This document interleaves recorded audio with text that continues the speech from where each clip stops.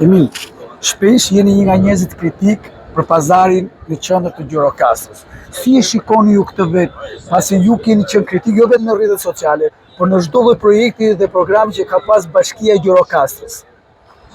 Atëherë pazari sigurisht gjatë gjithë këtyre viteve tranzicion ka marrë një zhvillim dhe një zhvillim shumë të madh në aspektin turistik, sepse normalisht koha vetë ka prur këtë zhvillim duke marrë parasysh që këtu, siç e thash, jemi si Akropoli 2, megjithatë ky zhvillim sipas mendimit tim dhe perspektivës time mund të sjellë një rënim gjithashtu të turizmit për arsye sepse ka një kaos dhe një pabarazi në aspektin e bizneseve dhe mënyrës së menaxhimit. Të paktën që nga produktet artizanale apo suvenire, po themi shumica e produkteve këtu janë turke dhe kineze, të cilat nuk tregojnë autenticitetin e artizanatit ton të vërtet. Pazari i Gjirokastrës gjithashtu ka një rregullore i cili pothuajse nuk zbatohet fare, më bëhet shumë qefi të ketë sa më shumë zhvillim.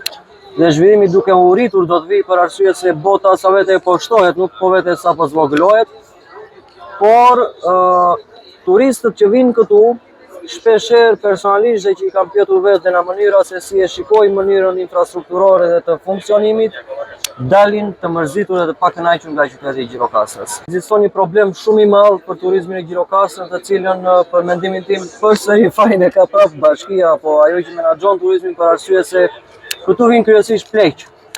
Vinë, shojnë vetëm kalan, rinë 4-5 orë dhe ikin prap ose rinë një ditor, janë turistë një ditor, kurse në fakt dhe vërteta është që për të parë Gjirokastrën, për të vizituar Gjirokastrën, për të marrë nga kultura e tradita tonë, këtu jam shumë i sigurt që turistin mund ta mbanim dhe 2 apo 3 ditë.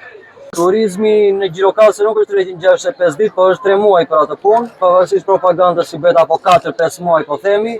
Për mua një thirrje që do t'ju bëja turistëve është që ne këtu nuk kemi det dhe të bëjmë beach bare. Turistët që vinë këtu duhet që të hapin librat.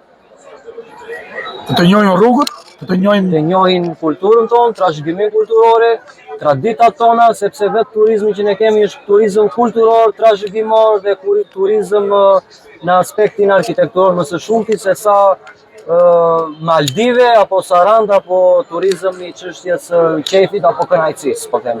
A do kishim bashkë të dy në emër të televizionit Avalon një thirrje për gjithë turistët që ta vizitojnë Gjirokastrën? Është vendi më i bukur që ekziston në Shqipëri, është qyteti më i bukur që ekziston në Shqipëri. Turistët duhet të kenë parasysh gjithashtu se është një pikë shumë kryesore gjeografike Gjirokastra për të na vizituar ne. Pse?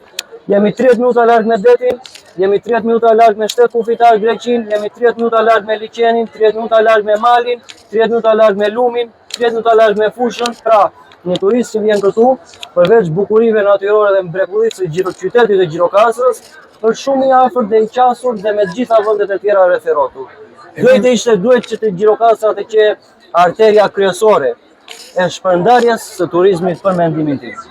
Emil, të falenderoj për këtë intervistë të ditës, që do jesh pjesë e emisioneve të ndryshme paga shumë, sepse ju i keni qenë një nga njerëzit që shpesh dhe skeptik në pozicionin me institucionit, por je edhe një nga njerëzit që shpeshherë i do diçka të bukur Gjirokastrës, kërkon atë Gjirokastrën e gjirokastritëve, paga shumë sipas gjirokastritëve, Gjirokastra është e të gjithëve të cilët e duan Gjirokastrën.